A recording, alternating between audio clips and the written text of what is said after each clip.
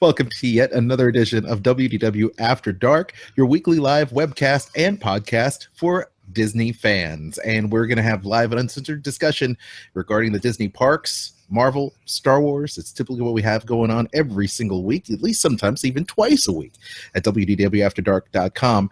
And my name is Aljon Go, one of your hosts, along with the co-host with the mostest. Not my wife, Kristen. It's actually Mr. Eric Thunderbeaver Allen. Hello, sir. Well, thank you for clarifying that up because, I don't want anybody to confuse me with Kristen because, I'm taller. It's a hostess with the mostest. That's usually what Kristen says on her show. But at any rate, I know it's been a few weeks since I've been on the show. I've been producing stuff behind the scenes, but I'm back in front of the microphone yet again. And now you and Jeff usually call yourselves the Thunderbeaver Power Hour, is what I'm going to call it, the Thunderbeaver Power Hour. Did we ever establish a tag team name when it's just you and I hosting the show? No, not at all. I mean, I don't even know what to call it. That just came about, Woody and the Beeve. But yes. Hey, Woody and the Beeve, Power Hour. I called it Power Hour just because it's the Power Hour. I don't know. We can call it Go and Bro. There you go. The Go Bros. The Go and Bro. Go and Bro. Go and Bro. Go and Bro. The Dude Bro. Half the Dude Bros and with a Go. And there you have it. I like that. Okay, so we have a Disney discussion topic we're going to talk about here momentarily in regards to live streams and the Disney corporate live stream and so much more. I tell you, before we get into that, let's not forget that this show is brought to you by our friends there at magicaljourneysvacations.com. And Kristen Hetzel, yes, co-host of this show, is running that site. And then there she can hook you up. You're booking your Disney trip, whether it's a Disney cruise line, Disney World or Disneyland resort trip, or any Adventures by Disney, or any cruise line for that matter. She is your hookup. Go to magicaljourneysvacations.com and have Kristen navigate the most exciting thing, which is the Disney travel program, and set you up with everything that you need to enjoy and maximize your vacation and save some money to boot. magicaljourneysvacations.com. Don't forget also you can check out our Amazon links there at WDW After Dark and shop that way. Doesn't cost you any more, but Amazon gives us a little bit of commission for everything you buy. And that's because they really value our word of mouth and you as a customer and a loyal viewer and listener of this show. WDWAfterdark.com, a place where you can get all your shopping done in one quick trip. Just bookmark WDWAfterdark. That's right. .com. You know how long I've been waiting to drag that out, to pull that out? The shows that we had been doing on Blab, we couldn't do it. No, you couldn't. We're back here on Google Hangouts, but for how long, I don't know. I tell you what, let's go ahead and get on with the show.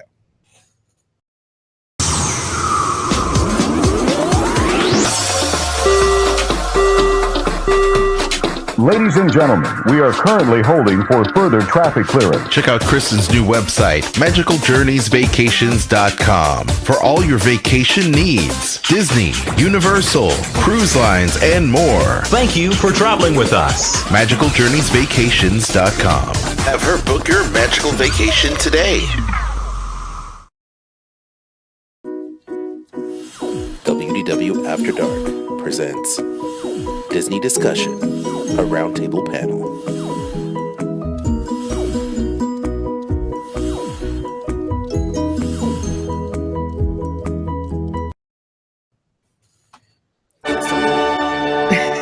I like it. So once again, Eric, you are the host of the Swordcom Review, Mighty Marvel Geeks, Sorcerer Radio DJ. You've got a lot of stuff coming up in your shows. What do you have coming up this week? At the time of this taping, or the live broadcast, whichever, when you and I are talking right here, right now, yes. God, this is going to sound like Spaceballs. Like, when is now, then, soon? Yes. This morning's show was starting off with some football related stuff because college football season starts this weekend. Mm-hmm. Yay! Mm-hmm. So we had a lot of that, and also had Sorcerer Radio Disney. Yes, Sorcerer Radio Disney Fun Zone. I don't know how I kind of got wrangled into this, but yes, it was because I actually volunteered for it. Well, you do fantasy football for the Sorcerer Radio League every year.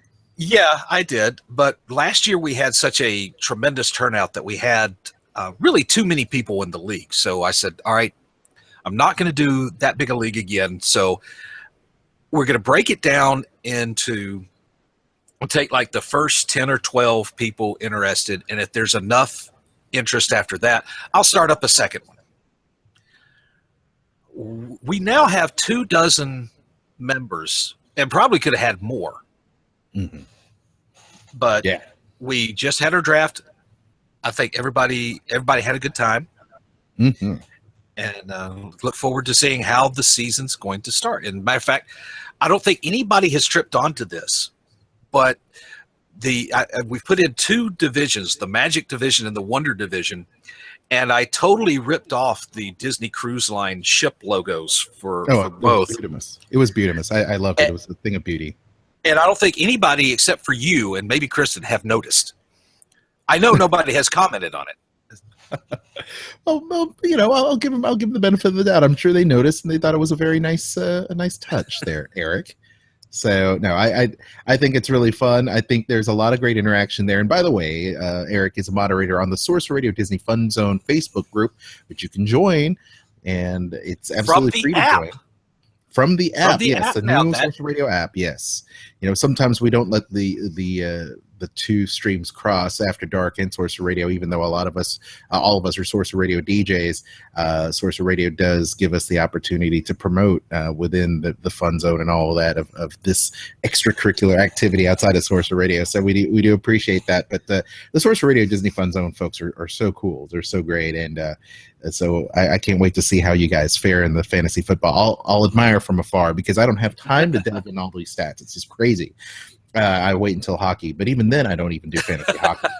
I've heard people say that fantasy football is like Dungeons and Dragons for grown-ups, but it really is. I take offense of that because, you know, what problem do you have with adults playing Dungeons and Dragons? So, absolutely not. Yeah, it's just the same. It's exactly the same thing. It is.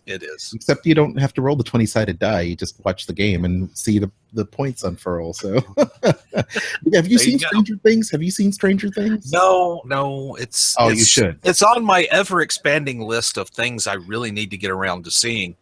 Yeah, I binge watched it. And since you're a big Stephen King fan, Eric, I know you're going to enjoy it because I absolutely love the Stephen King nods and that vibe, which was great. And the very end was not a bad blow off at all. You know, sometimes you get to Stephen King books and films, and sometimes and I know this is a twist for WDW After Dark, but sometimes you're kind of disappointed in what happens. Like at the end of Carrie, I was not disappointed. At the end of Stand By Me, of course, it's a short story, different. Shining, I wasn't, you know, but Shining was a little bit different than the book and all that other stuff. So there are Pet things. Cemetery.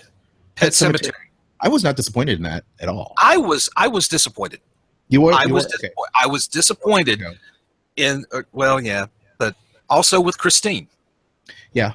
But you know what I was the most disappointed with was The Stand and It. I think I was the most disappointed with the adaptations of the first version adaptation of it. But I can see that. And Dreamcatchers, and there's a bunch of other things I think that if I'm trying to remember offhand. But you're gonna like Stranger Things, so that is our non-Disney talk for tonight. I tell you, let's talk about this Disney discussion for this week. We're a little bit light on the news, but which you probably have already guessed if you're watching this or listening to this. Yes, that's right.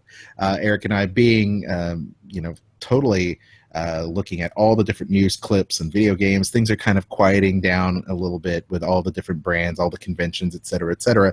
But this kind of popped into our radar. Eric, why don't you tell our viewers and listeners what our topic is for this show? Our topic is Disney getting into the live stream racket, and most notably the live stream quote-unquote event for the Main Street Electrical Parade. Mm-hmm. So let's delve into that. Now, Eric, we are early adopters of the live streaming method. We have been doing it when we go to the parks. The WDW After Dark show was actually pioneered when Ustream and Livestream were in its infancy. YouTube was just a place where you could post videos and not stream live from like we are doing right now. So the world was a different place, 6 years ago, 7 years ago, as it is now. However, Disney fans and fan communities, like Inside the Magic, like WDW Radio, like the Diz, and so many others, like in fact ours, and even Source of Radio to some extent, have made their fans very happy by the fact that they're offering people reporting and streaming live video and feeds from the park, which is one reason why Disney had invested so much time and effort and money into upgrading their Wi-Fi in the parks and resorts. They are the most virally shared attraction, I guess, tourist destination in all the world. So now, over the past few weeks, Disney has hosted several different live streams. In fact, I want to even take it a little bit further with their live streams that they've hosted from the parks for the Disney 24-hour day. So the last few experiences prior to over the course of this month have literally been live cam feeds, right? We've seen it happen several times. We've seen it happen at the D23 Expo to some extent. And this is strictly Disney. I'm not going to go into Star Wars. I'm not going to go into Marvel. Let's just keep it strictly to. We'll talk about Marvel in a minute. Yeah, let's talk. And we'll talk about the Disney Parks feed. So the Disney Parks had, and Eric, if you've seen the prior live stream footage that they posted. I've seen a few. Okay, and so and in fact, it was a very static camera. There wasn't a lot of production value. It was a countdown clock to Disney's 24-hour leap year, 24-hour day, or just another Disney Day promotion. They did it several times over the course of 2 years, if I'm not mistaken. And there wasn't any production involved. It was basically a live cam, something you'd see on Disney live cams, right? Right. Pretty legit. And then they host these Disney Parks Insider feeds. And they started several weeks ago with Princess Elena of Avalor from Disney Channel and her I guess, welcome at Magic Kingdom / not coronation, because she was already coronated a princess. She's already a princess, so she doesn't need to be coronated. But it was basically her visit and I guess her stay at the Magic Kingdom.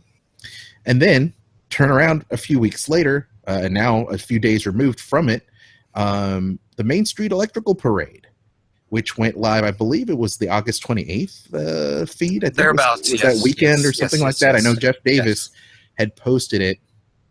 Co-host Jeff Davis, who's not on the show tonight, who made mention of that live stream event, was posted on my website at JediMouseketeer.com. So they posted it, and those two live streams in particular were different because they didn't just show a static camera. They actually had production elements, some stuff pre-recorded that they would throw in there, interviews with Disney Imagineers, behind the scenes look. I think there was merchandise talk there as well with the different things for both streams. So this is an interesting move on Disney's part. Eric, you saw the feed. What are your thoughts on these type of events? Okay. Now, bear with me for a moment.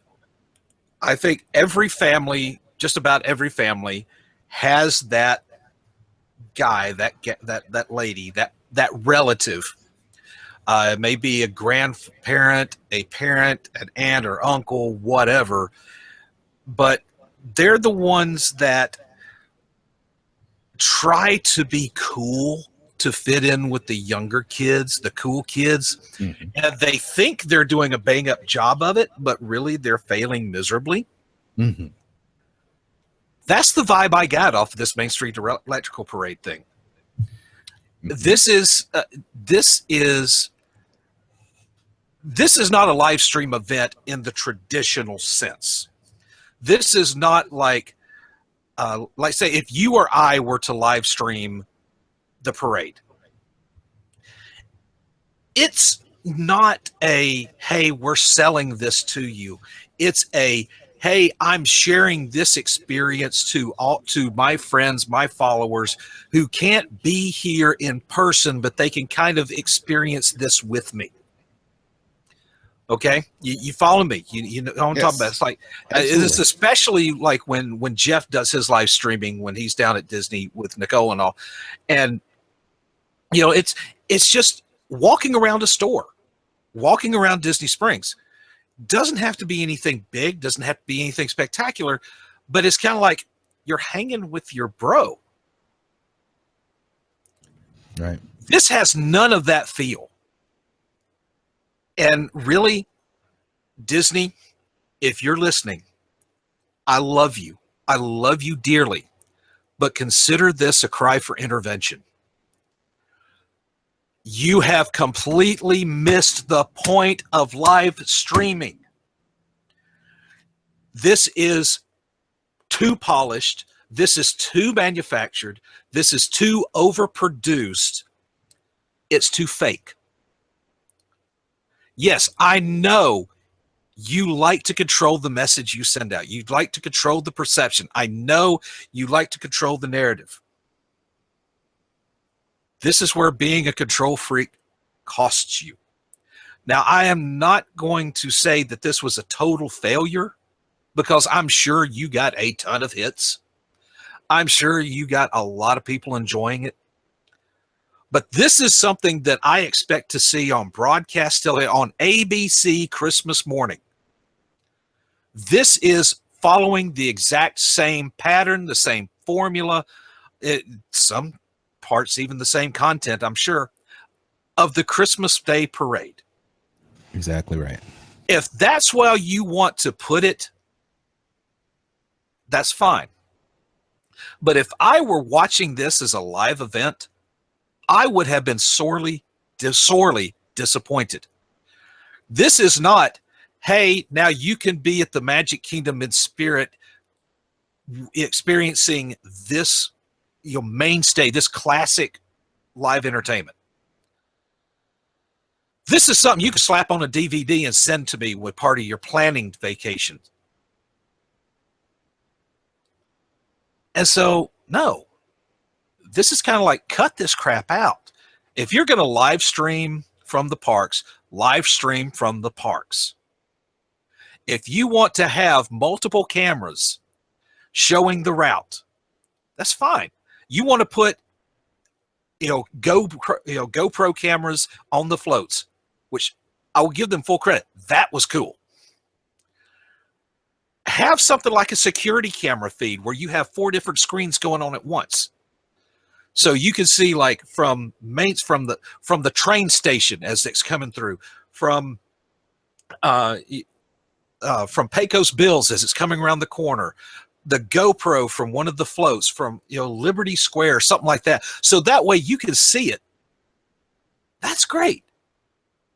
This was an overblown production, and it really kind of sucks the soul and the magic out of it. I totally agree, Eric. If you look at JediMasketeer.com and you click on it, or you just go to the Disney Parks YouTube page, you can see it for yourself. And you're right. So here are the hits and misses. Okay, the hits, as you mentioned, multiple cameras, great HD video footage of the actual parade in all of its glory. Pete's Dragon looks amazing. Everything is there, amazing.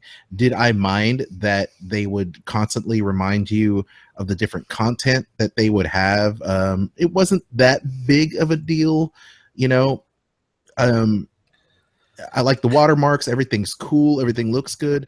But the hosts themselves, I think, as they broke in, once again, they're missing the point. As you said, it becomes disingenuous, becomes almost too sales pitchy. As you said, it seems like this host may be trying too hard. I think that's part of the problem, that, and this is 2 separate things, okay? The D23 YouTube page, when original content was posted by Jeffrey Epstein, and because we love Jeffrey, I love Jeffrey, he's a great guy, the best.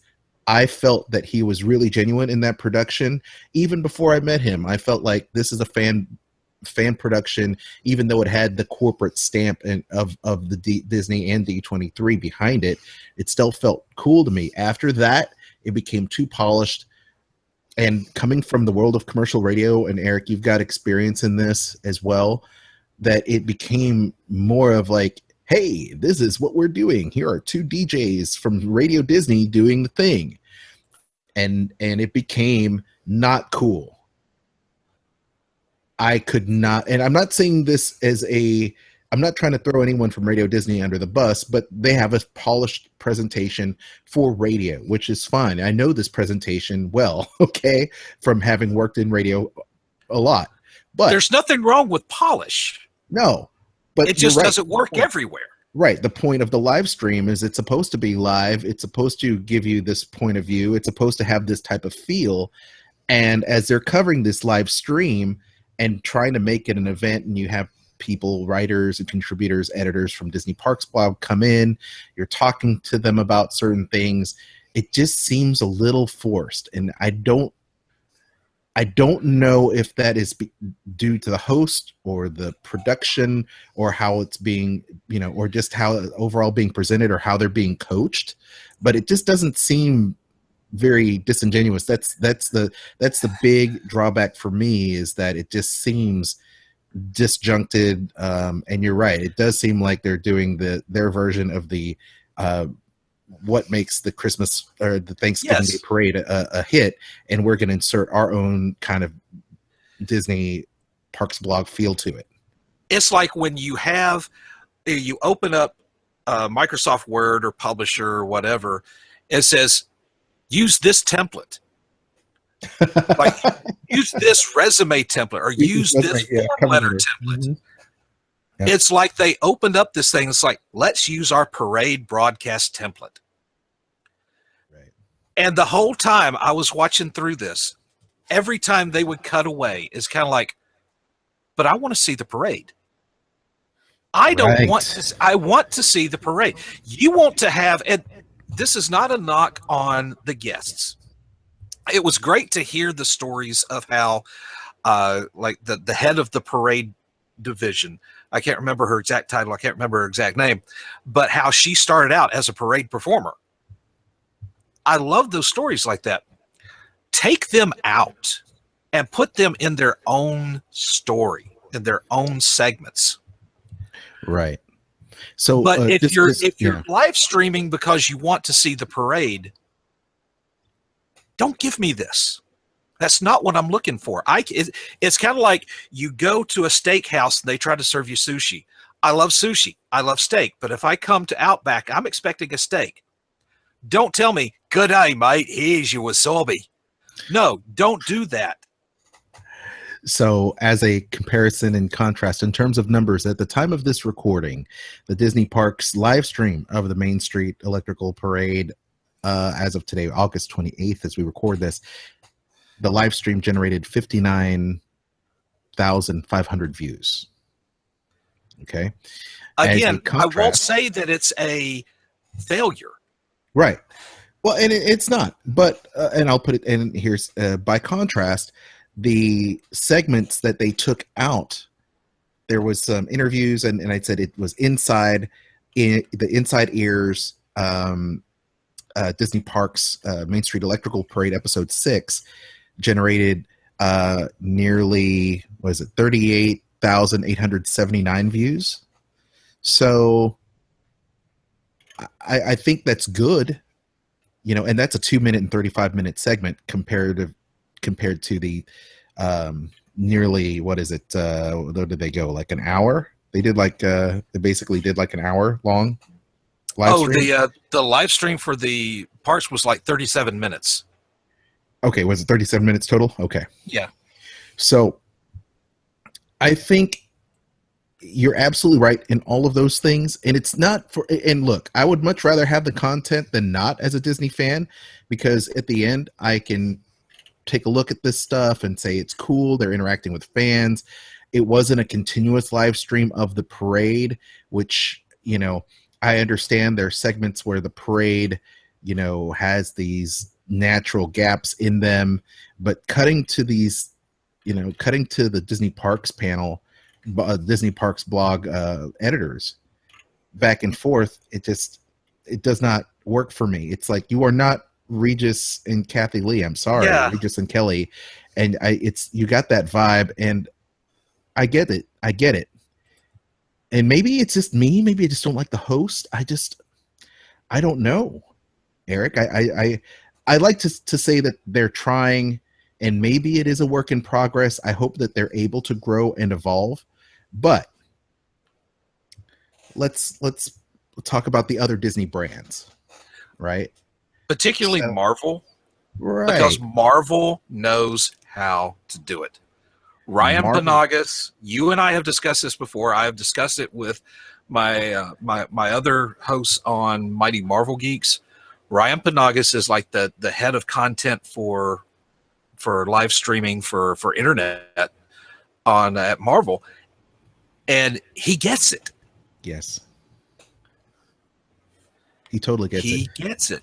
The live stream red carpet stuff that Marvel does, the live stream for all their films, the live streams that they produce for Comic-Cons is amazing, is absolutely amazing. So that's how you do live streams, folks. I don't know if it's because of the core audience. I tend to think that you and I are geeks. Yes, we're uber geeks.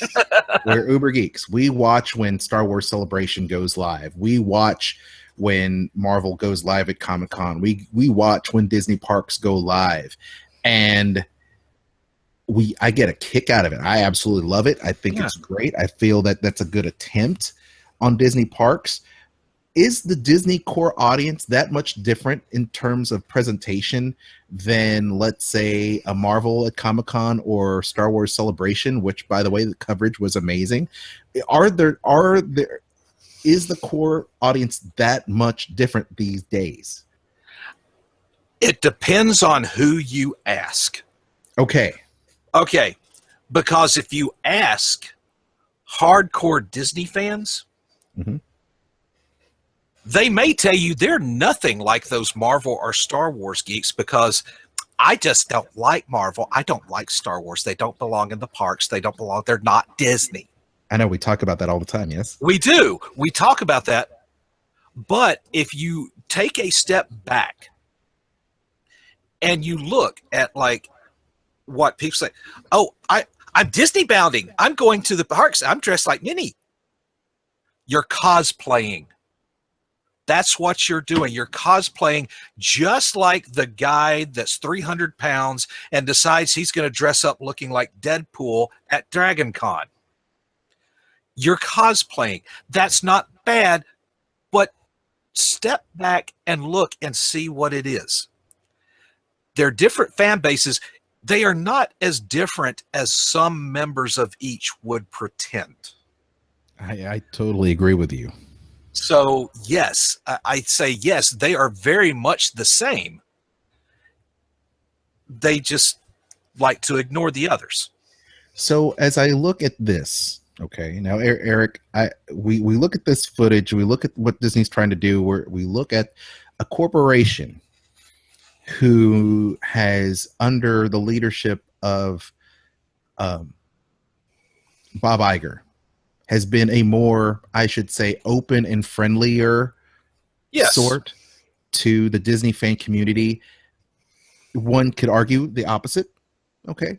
But, you have the Michael Eisner era that you literally got cease and desist letters, to a more of an evolved sense of fandom, what it means, especially in the year 2016, 2015, moving forward.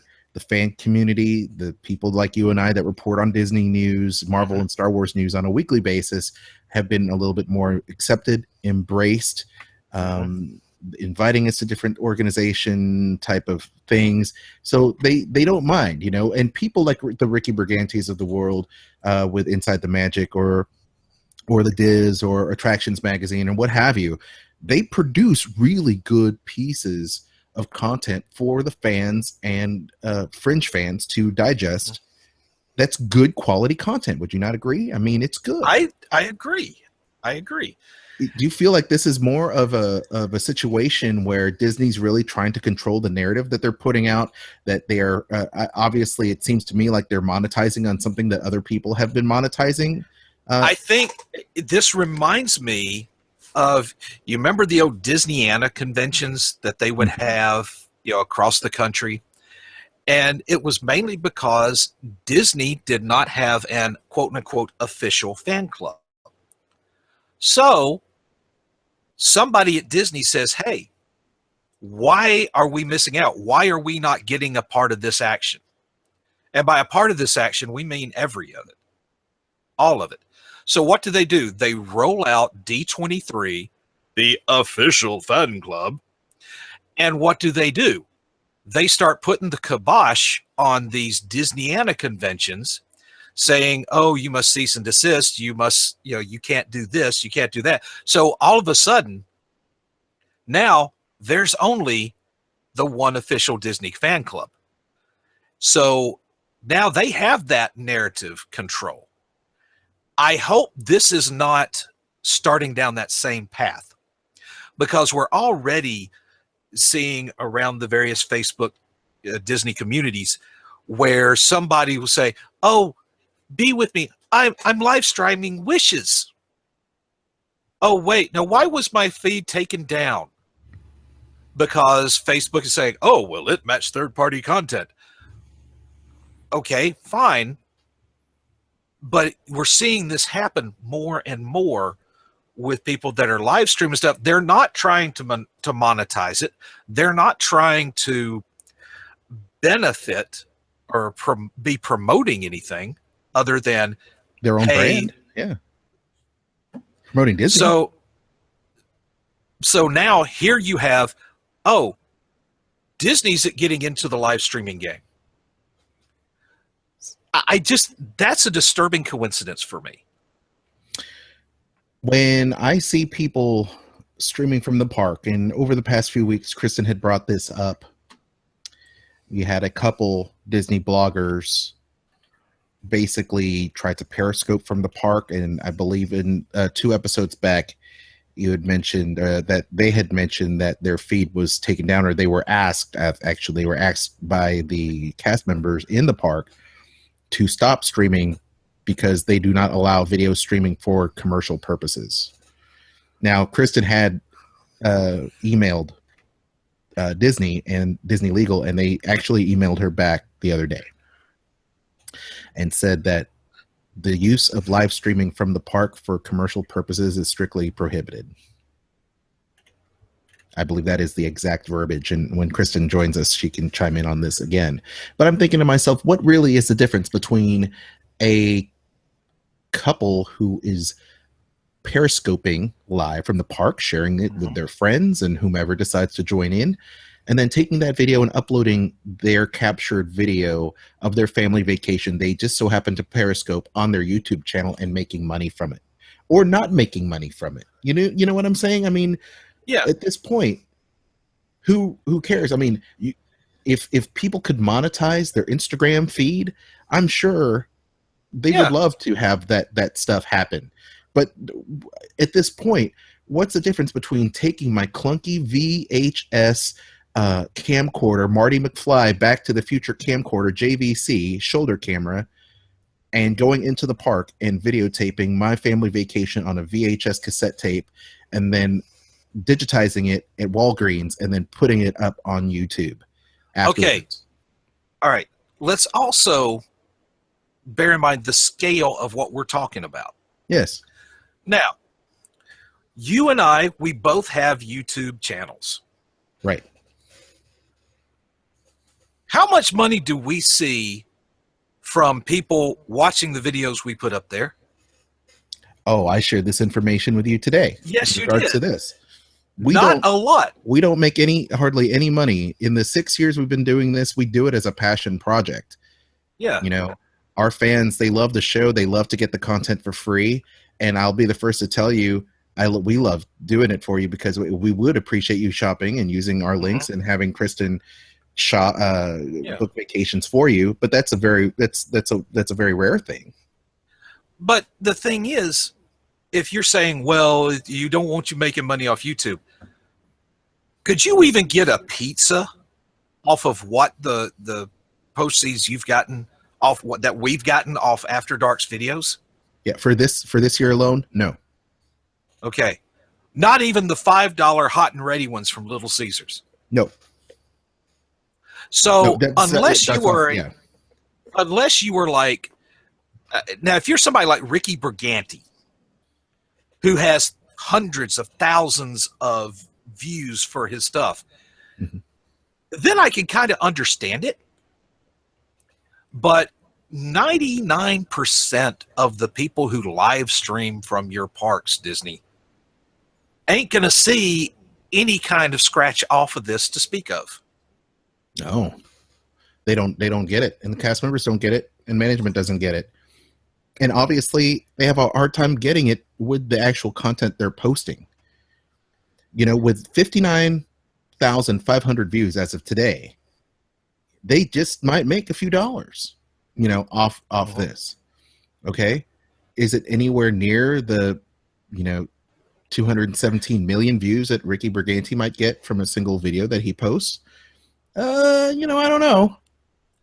I'm willing to bet that Disney spent more money producing and polishing that live stream than it will ever recoup off of the streaming, off the YouTube. Well, I agree with that. I think you and I also know that long form videos that run anywhere past 15 minutes don't do is not what YouTube viewers really enjoy. No, and that's why we've gone to this current format. Yeah, it's much shorter. Although this show is already it's getting pretty long enough as it is, because wow, can you and I talk about something? We can rant, by God.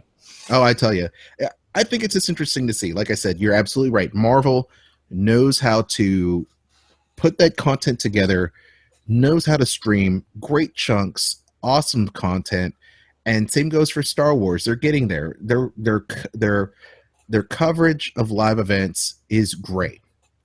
Disney could stand to meet with Ryan Penagos and to meet with Lucasfilm and discuss how better they can serve their fans. And that's something that I can tell them, and if you'd like to hire Eric and myself and the cast of WDW After Dark, we'd be happy to put you in the right direction when it comes to the term live stream. Live stream needs to be live.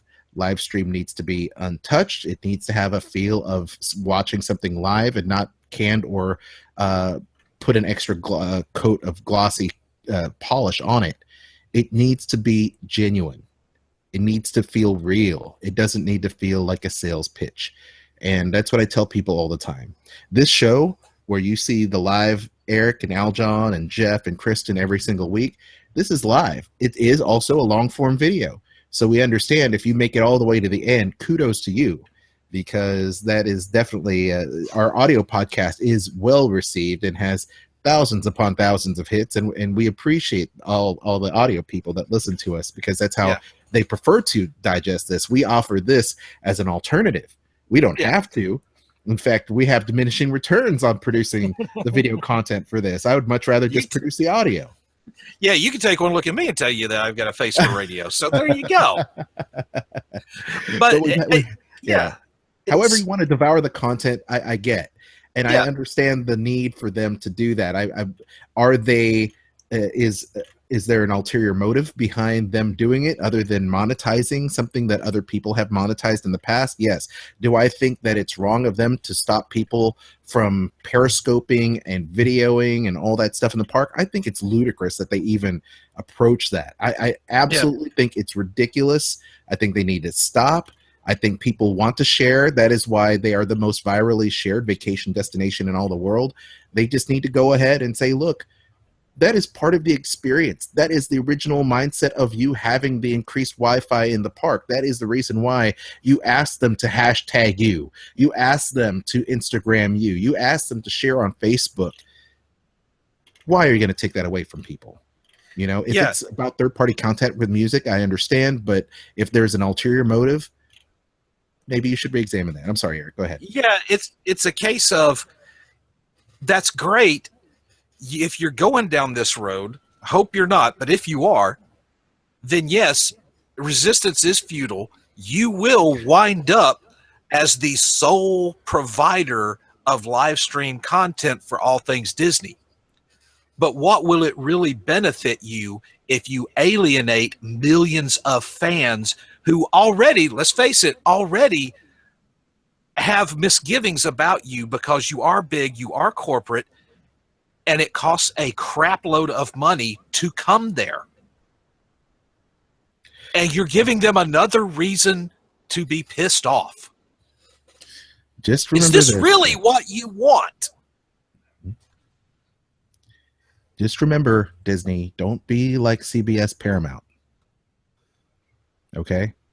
They tried, and they are really putting a squelch on fan videos that are being put up there, and music videos and fan-made creation videos, and it is really not serving their fan base. There comes to a point, and I understand this, we're getting into films and different things like that, but just remember, handle the fan community with respect, be genuine, and also, treat your guests with a level of respect and understanding if they're live streaming in the park or they're videotaping something in the park.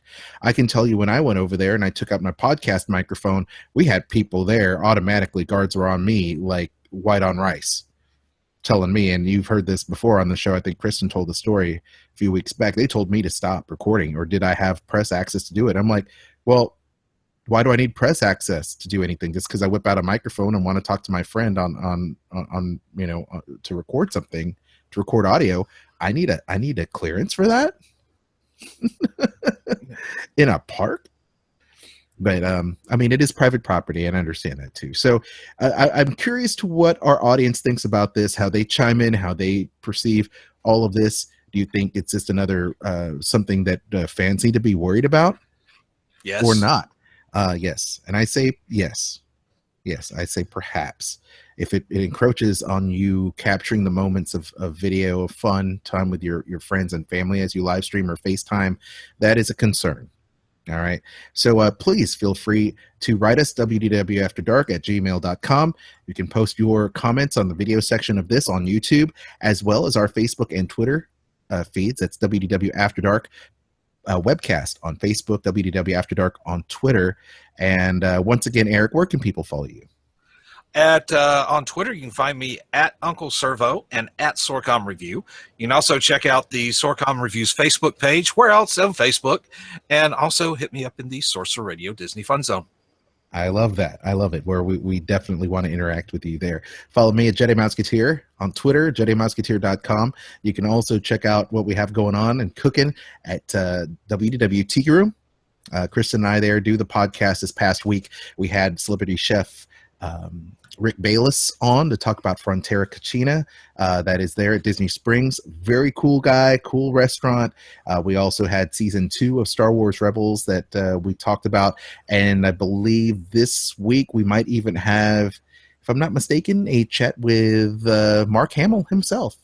So that'll be really cool to have on WDW Tiki Room this week. I've been kind of saving to do that interview or to post that from Star Wars Celebration. I didn't conduct it personally, but I hear he's a really nice guy. So you get to hear. He should have kept the beard, man. He should have kept the beard. He just shared on his Facebook page, Mark Hamill, aka Luke Skywalker, shaving the Jedi beard. Getting back to his younger looking self, but you've got facial hair, Eric, so you're not opposed to the facial hair. No, I think he looked better with it, to be honest. A little more distinguished, that's true.